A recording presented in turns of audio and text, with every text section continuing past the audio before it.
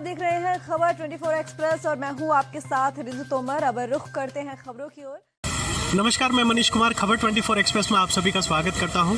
और इस वक्त मैं हूं दिल्ली में मैं जो सीबीआई के assistant director mister NS Khadayat है, मैं उनके साथ हूं। और आज हम बहुत ही महत्वपूर्ण विषय पर हम बात करने जा रहे हैं। और हम बात करने जो जा रहे हैं वो विषय है पॉलिटिकल, जो पॉलिटिक्स है। पॉलिटिक्स में जो बहुत सारे क्रिमिनल पॉलिटिक्स में आ गए हैं, वो नेता बन जाते हैं और नेता बनने के बाद में वो क्या करते हैं वो आप सब भली भांति परिचित हैं। तो उसी विषय पे आज हम बात करने जा रहे हैं मिस्टर NS खड़ायत से, जो सीबीआई के असिस्टेंट डायरेक्टर रहे हैं। इन्होंने बहुत सारे जो क्रिमिनल रहे हैं, बड़े बड़े क्रिमिनल रहे हैं, उनको पकड़ा है और उनको सजा भी दिलवाने का काम इन्होंने किया है। तो सबसे पहले मैं स्वागत करता हूँ सर, स्वागत है एक बार फिर खबर 24 एक्सप्रेस में। धन्यवाद सर। पॉलिटिक्स में जैसे कि आप सीबीआई में भी रहे हैं, पॉलिटिक्स में बहुत सारे क्रिमिनल आ गए हैं सर। अभी से नहीं, ये बहुत टाइम से है, यानी कि जब से देश आज़ाद हुआ है अगर देखा जाए तो बहुत सारे क्रिमिनल पॉलिटिक्स में आ गए हैं और सांसद बनते हैं, इसके अलावा मंत्री भी बनते हैं। और सर वो उसके बाद में क्या काम करते हैं आप भली भांति परिचित हैं, तो उसके बारे में सर पूछना चाहूँगा आपसे। देखिए, ये आप सही कह रहे हैं, ये बड़े दुर्भाग्य की बात है। 1947 इंडिपेंडेंस के बाद से हमने देखा है कि राजनीति का एक किस्म से क्रिमिनलाइजेशन हो गया है। हर एक पार्टी, चाहे वो कांग्रेस हो, बीजेपी हो, भाजपा हो, बीएसपी हो या तृणमूल कांग्रेस हो, मैंने ये देखा है कि इनकी बड़ी फोरसाइटेडनेस है नहीं। कोई भी पार्टी आज ये नहीं कह सकती कि उसके पार्टी में कोई क्रिमिनल नहीं है।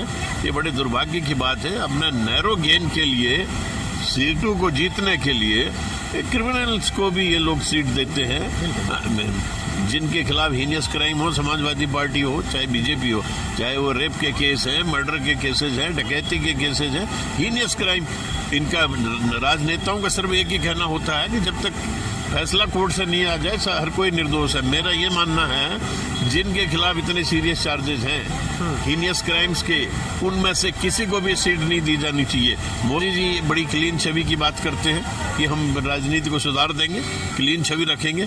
अभी देखने वाली बात है कि 2019 में कितने क्रिमिनल्स को ये सीट देते हैं। भाजपा के विधायक रहे हैं, उन पे रेप का चार्जेस भी था, उसके बाद भी वो अभी तक पार्टी में सदस्य हैं और उनके ऊपर कोई बहुत ज्यादा वो नहीं हुआ सर। मैं आपको जैसे पहले ही बता चुका हूँ, चाहे वो बीजेपी हो या कोई भी पार्टी हो, कांग्रेस हो या समाजवादी पार्टी हो, भरी पड़ी है क्रिमिनल्स के। अब आज देख लो पार्लियामेंट में ये लोग कानून बनाते हैं हमारे लिए, वही लोग जो मर्डर केस, रेप केस में मुलजिम हैं। और क्या हम पब्लिक को मैसेज देना चाह रहे हैं? इस तरह के क्रिमिनल्स आज लॉ बना रहे हैं। They are sitting in the parliament. Court, जो हमारे कोर्ट कचहरियों की हालत है, वो 20 साल तक केस का फैसला नहीं आता।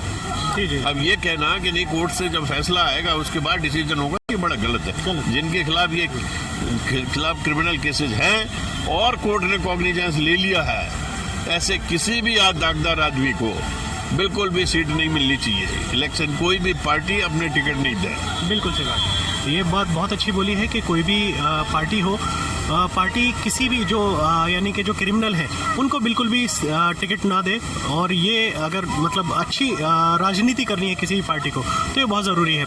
हम बात करते हैं सर, बिहार में एक चर्चित केस हुआ करता था अजीत सरकार का। बहुत अच्छे नेता थे अजीत सरकार, जिनका मर्डर हुआ था और उनके मर्डर का जो आरोप था वो पप्पू यादव पे लगा था। और जहाँ तक हमें पता है, नॉलेज है, केस भी हमने पढ़ा, उसमें पप्पू यादव को सर आपने अरेस्ट भी किया और उसमें आपके ऊपर काफ़ी सारी चीज़ें भी आई कि हमला भी हुआ, समर्थकों ने काफ़ी हल्ला भी किया उस पर। जी, तो उसके ऊपर भी कुछ बोलेंगे सर? देखिए, पप्पू यादव अजीत सरकार मर्डर केस के मेन मुलजिम थे जी। वो 10-12 साल तक जेल रहे और ये बड़े दुर्भाग्य की बात है, जेल से इलेक्शन लड़ने के बाद वो जीत गए।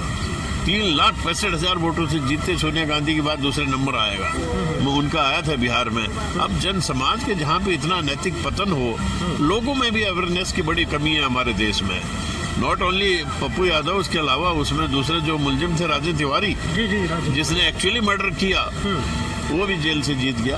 वो भी सांसद बन गया, विधायक बना बिहार में।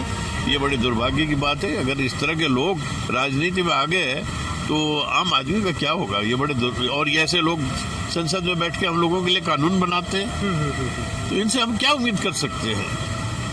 मैं समझता हूँ किसी भी पार्टी को ऐसे लोगों को बिल्कुल भी सीट नहीं देनी चाहिए, कोई भी टिकट नहीं दी जानी चाहिए। Rather there should be clear cut ban on such people for fighting election. Sir इसमें एक चीज़ और भी है, सुप्रीम कोर्ट की तरफ से एक फैसला भी आया था कि अगर कोई क्रिमिनल होता है तो उसमें 3 साल तक अगर कोई सज़ा काट ले और उस पर साबित हो जाए तो उसको हम टिकट नहीं देंगे। उसमें लालू यादव भी एक ऐसे आए जिनको अब मतलब वो कभी चुनाव नहीं लड़ सकते। तो ऐसा कुछ किया है, लेकिन उसके बावजूद भी ये कैसे सर पहुँच जाते हैं? देखिए, कोड ऑफ कंडक्ट हर एक पार्टी का अपना उनका अपना क्राइटेरिया होना चाहिए कि कोई भी दागदार छवि का आदमी तो राजनीति में उसको नहीं लाना चाहिए।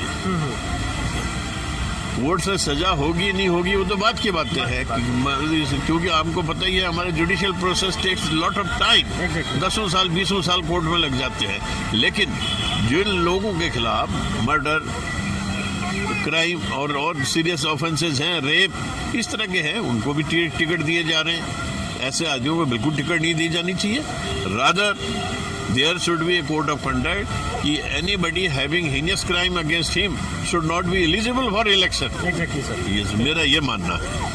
नहीं, बहुत अच्छी बात है सर ने जो बोला कि जो भी पॉलिटिकल पार्टी है, अगर पॉलिटिकल पार्टी इस तरीके की सोच रखे तो वाकई जो मतलब क्राइम फ्री इंडिया कहेंगे वो पूरी तरह से हो जाएगा। क्योंकि देखिए, राजनीति में जितना क्राइम होगा उतना ज़्यादा देश में क्राइम होगा। तो बहुत अच्छी बात सर ने बोली है और हम पूरी तरह से सहमत हैं। तो राजनीति में जो यानी कि जो क्राइम हो रहा है, अपराधी जो चुनाव लड़ रहे हैं और चुनाव लड़के वो फिर हमारे माननीय बन जाते हैं और उसके बाद में फिर वही चीज़ें वो वहाँ पर बैठ के करते हैं, सत्ता में अपना दबाव डालते हैं। तो ये चीज़ें पूरी तरह से खत्म होनी चाहिए, क्योंकि सत्ता में भी इनका सर पूरा वर्चस्व रहता है जो अपराधी होते हैं। बिल्कुल। अब आप ये देखिए, एक बड़े विचित्र ये विडम्बना है, लालू यादव को जब सजा हुई, जेल अरेस्ट हुए, जेल जाते वक्त अपनी वाइफ को मुख्यमंत्री बना गई। ये आपने दुनिया में कहीं सुना है कि हस्बैंड जेल जा रहा है और पत्नी मुख्यमंत्री का शपथ ले रही है? ये बड़ी अजब विडम्बना है इस देश में। तो हमें इसको राजनीति से बिल्कुल दूर रखना है, तभी इसको पर्च करने की जरूरत है। सारी पार्टियों को आगे आना चाहिए। मेरे हिसाब से सर, अगर राजनीति से अपराधीकरण जो है, राजनीति का एक तरह से बोल सकते हैं कि अपराधीकरण हो रहा है, अगर अपराधी राजनीति से दूर हो जाए तो मेरे हिसाब से सर देश जो है बड़ा शांति की तरफ जाएगा और देश तरक्की भी करेगा। बिल्कुल, मैं इस बात को मानता हूँ। सवाल यह है कि राजनीति में कोई भी अच्छा आदमी आना नहीं चाहते। एक तो हमारा electoral system should be changed. वही लोग इलेक्शन लड़ सकते हैं जिनके पास पैसा है। पैसा नहीं है तो आप चुनाव नहीं लड़ सकते। अब उससे हो क्या गया है कि ईमानदार आदमी राजनीति में आता ही नहीं है, क्योंकि उसके पास इलेक्शन लड़ने को पैसा नहीं है। वही क्रिमिनल्स और जिनके पास ब्लैक मार्केटियर्स हैं उनके पास पैसा होता है। नहीं सर, ईमानदार आदमी खड़े भी होते तो उनको वोट नहीं, कोई वोट नहीं मिलते। जैसे ये बड़े दुर्भाग्य की बात है, क्योंकि उसके पास पैसा खर्चने को नहीं है, लोगों को देने को नहीं है। ये बड़ा दुर्भाग्य है। तो ये system requires to be overall, इसको चेंज करने की जरूरत है। जी बिल्कुल, बहुत सही जवाब दिए सर ने कि जो मतलब राजनीति में अपराधी हैं उनको पूरी तरह से बदलने की ज़रूरत है। और इसके अलावा जो आज हो रहा है, राजनीति में अपराधी आ रहे हैं और उसके बाद में सत्ता पर दबाव बनाते हैं, इसके अलावा बहुत सारी चीज़ें हैं जो सर ने बेबाकी से जवाब दिए। तो इसी के साथ में हम इसे अपने प्रोग्राम को विराम देते हैं और आप लोगों से भी हम अपील करते हैं, क्योंकि मैं भी और सर भी शायद अपील करना चाहते हैं कि जो अपराधी हैं उनको आप वोट ना करें। वोट ज़रूर करें, लेकिन जो अपराधी हैं उनको वोट ना दें। जो वोट दें वो जो सक्षम आपको लगे उनके ऊपर ज़रूर वोट करें, अपराधी को वोट ना दें आप भी। मैं भी आपके दर्शकों के माध्यम से, आपके चैनल के माध्यम से सभी लोगों को अपील करना चाहता हूँ, कृपया करके बहुत हो लिया।